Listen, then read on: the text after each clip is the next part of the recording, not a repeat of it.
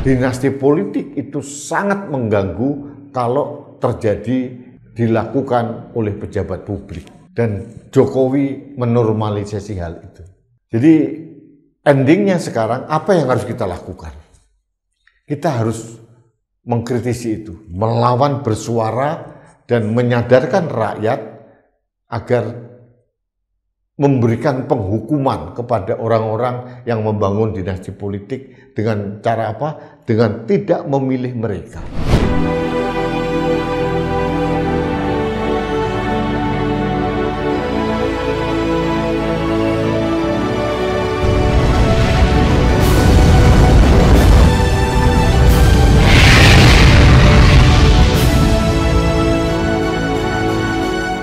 Halo sahabat Indonesia, kita bertemu kembali dalam Opini Rudy di Anak Bangsa TV. Sahabat Indonesia, sebelum Anda mengikuti atau menikmati, menyaksikan opini saya tentang demokrasi di Indonesia, saya mohon sekali lagi jangan lupa subscribe dan bunyikan loncengnya, like, share, and comment di channel baru kami, Anak Bangsa Channel. Dukungan Anda sangat berarti buat kami dari Anak Bangsa Channel untuk menjaga Indonesia bersama Anda. Sahabat Indonesia, kali ini dalam kapasitas saya sebagai warga negara Indonesia dan dalam kapasitas saya juga sebagai Sekretaris Jenderal Forum Penyelamat Demokrasi dan Reformasi atau FPDR yang diketuai Marsikal TNI Purnawirawan Haji Agus Supriyatna, saya ingin memberikan opini tentang perkembangan demokrasi sampai tahun 2025 ini. Kita memulai demokrasi yang sebenarnya kira-kira mulai 27 tahun yang lalu setelah reformasi. Tahun 2004 ditandai dengan pemilihan presiden langsung. Itu momentum atau fenomena awal di mana kita mulai mengembangkan demokrasi dengan kedaulatan rakyat dihargai sepenuhnya dan rakyat diberikan keleluasaan untuk memilih presiden atau pemimpin nasionalnya. Tapi apakah perkembangan setelah 27 tahun atau 23 tahun ini berjalan lebih baik? Awalnya 2004, 2009, 2014, 2019 itu masih berjalan lumayan. Tapi menjelang Pileg, Pilpres tahun 2024, gejala perusakan demokrasi mulai berlangsung.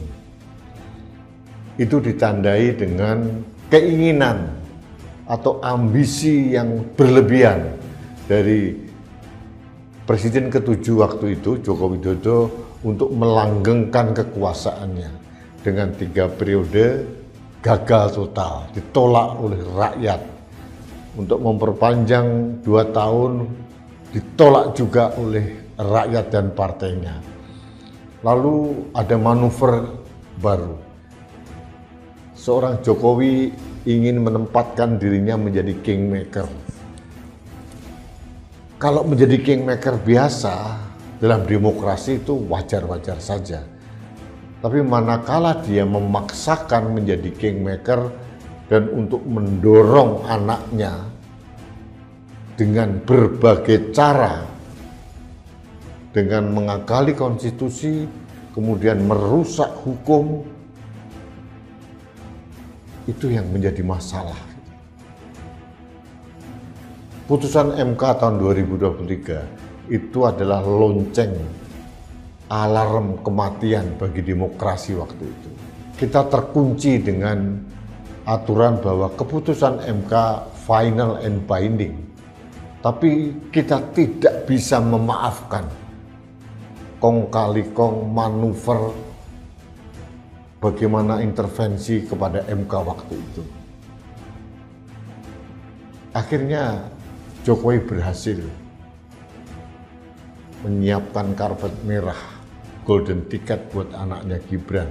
Nah, problemnya Gibran ini mempunyai multi masalah.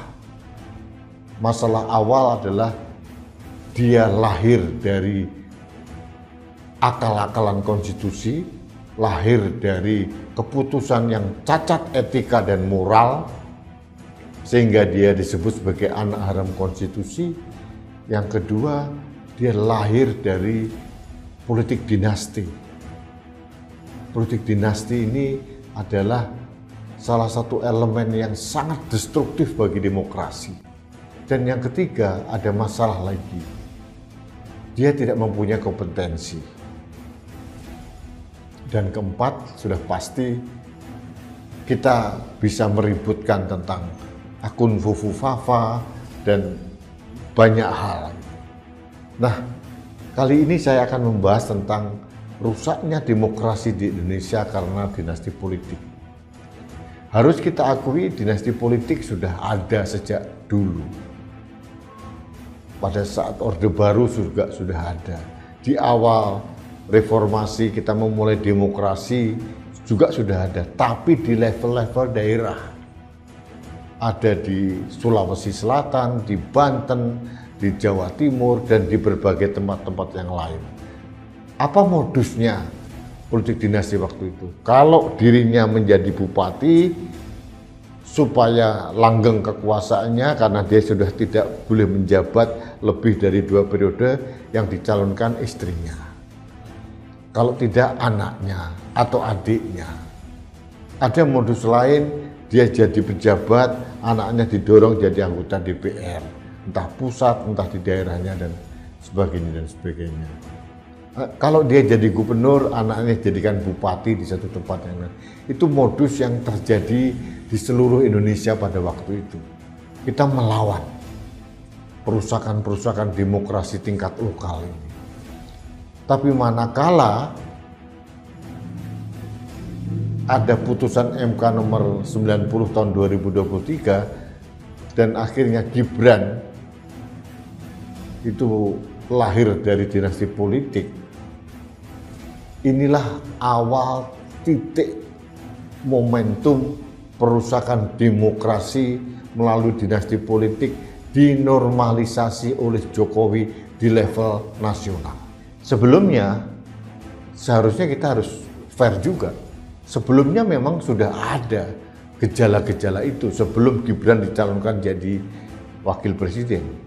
Tahun 2020 awal, saya sudah menulis suatu artikel tentang ternyata Jokowi sama saja waktu itu. Judulnya begitu.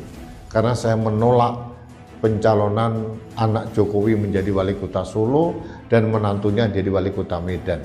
Dan ternyata prediksi saya terbukti. Inilah cikal bakal akhirnya Jokowi mengembangkan dinasti politiknya. Nah, kembali ke dinasti politik Jokowi ini sekarang terjadi. Jokowi mantan presiden, anaknya menjabat wakil presiden, menantunya jadi gubernur di Sumatera Utara, kemudian anak bungsunya jadi ketua umum partai. Semuanya berkelindan dalam satu kekuasaan. Bagaimana mungkin tidak ada konflik kepentingan? Kakaknya menjadi wakil presiden, adik iparnya menjadi gubernur. Ini pasti ada konflik kepentingan. Ciri khas dinasti politik yang merusak demokrasi itu yang pertama adalah menutup akses bagi orang lain untuk berkontestasi dalam demokrasi. Karena mereka menguasai partai, menguasai pintu-pintu masuk untuk orang-orang biasa seperti kita-kita ini untuk masuk berkontestasi. Yang kedua, pasti ada konflik kepentingan. Kalau bapaknya presiden, anaknya wali kota, kakaknya jadi wakil presiden, adik iparnya gubernur, atau bapaknya gubernur, anaknya wali kota, itu pasti akan terjadi hal seperti itu. Dan yang ketiga, ujung-ujungnya adalah terjadinya KKN, kolusi, korupsi, dan nepotisme. Itu kerusakan destruktif masif akibat berkembangnya dinasti politik yang merusak bangunan demokrasi di Indonesia. Sekali lagi saya katakan, perusakan demokrasi melalui jalur dinasti politik ini itu dinormalisasi oleh Joko Widodo sehingga hampir semua masyarakat di berbagai daerah menyaksikan. Beberapa orang sudah melakukan dinasti politik yang sama, membangun dinasti politik yang sama. Seperti di Kalimantan Timur, dia jadi gubernur, istrinya jadi anggota DPR pusat, kakaknya jadi wali kota di Balikpapan misalkan, terus adiknya lagi jadi apa. Nah, ada lagi yang menarik, Deddy Mulyadi itu juga sama. Dulu dia menjadi Bupati Purwakarta 2 periode.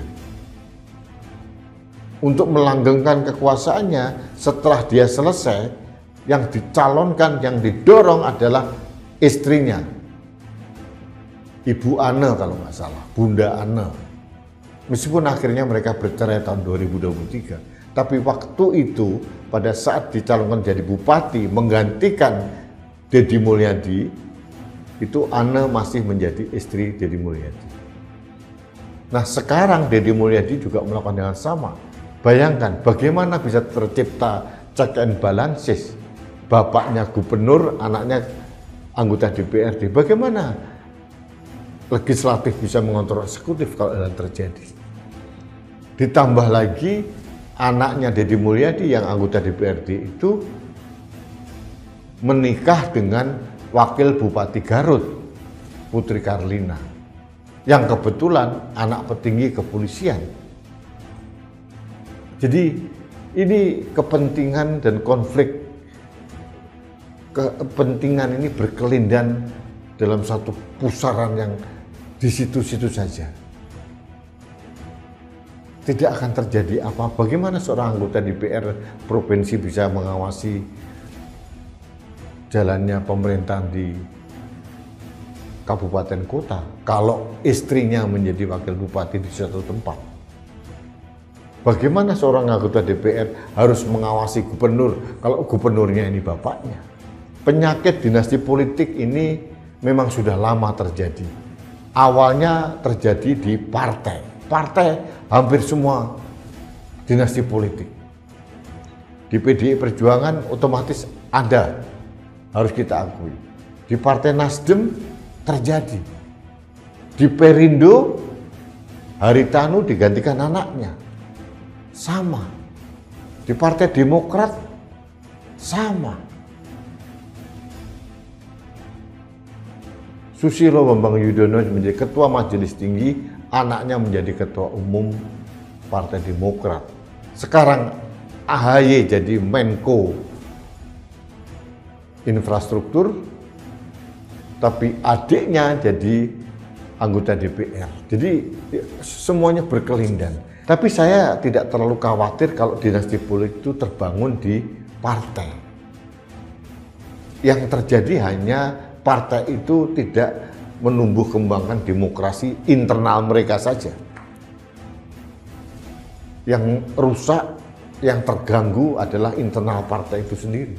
Dinasti politik itu sangat mengganggu kalau terjadi dilakukan oleh pejabat publik. Dan Jokowi menormalisasi hal itu. Jadi endingnya sekarang apa yang harus kita lakukan? Kita harus mengkritisi itu, melawan, bersuara, dan menyadarkan rakyat agar memberikan penghukuman kepada orang-orang yang membangun dinasti politik dengan cara apa? Dengan tidak memilih mereka. Pragmatisme rakyat yang dibayar pakai uang yang dikembangkan dengan politisasi uang atau bansos atau apapun harus disadarkan. Kalau terpaksa karena rakyat itu membutuhkan uang atau bansos, terima uangnya, terima bansosnya, tapi jangan pilih orangnya. Kepedulian masyarakat, awareness masyarakat harus kita tumbuh kembangkan supaya apa? Supaya bangunan dinasti politik ini tidak semakin menjadi virus yang menyebar ke seluruh penjuru negeri sehingga akan merusak, merongrong demokrasi yang kita bangun. Kita tahu demokrasi itu adalah alat.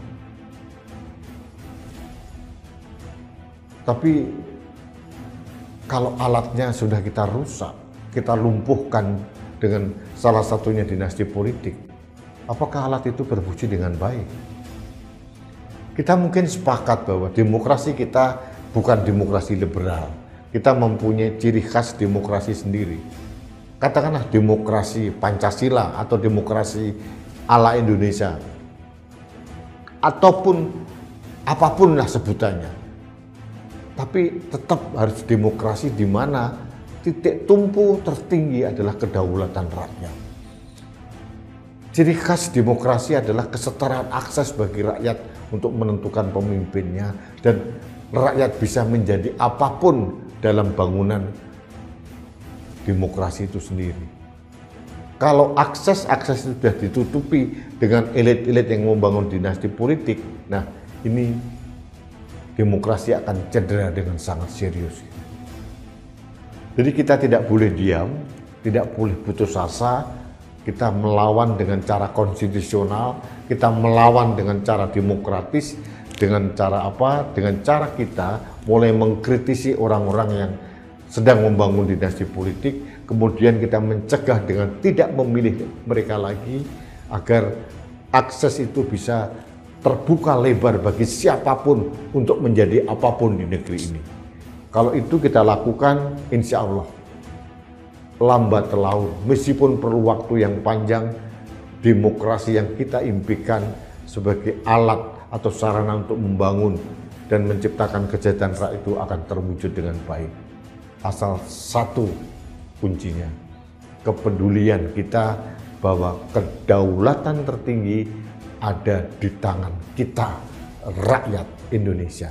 Itu yang ingin saya sampaikan pada kesempatan ini. Sahabat Indonesia, terima kasih Anda telah mengikuti Opini Rudy. Sekali lagi, jangan lupa subscribe dan bunyikan loncengnya agar Anda mendapatkan notifikasi dari opini-opini saya atau podcast-podcast saya bersama beberapa narasumber. Terima kasih, kita bertemu kembali dalam Opini Rudy selanjutnya. Sampai jumpa.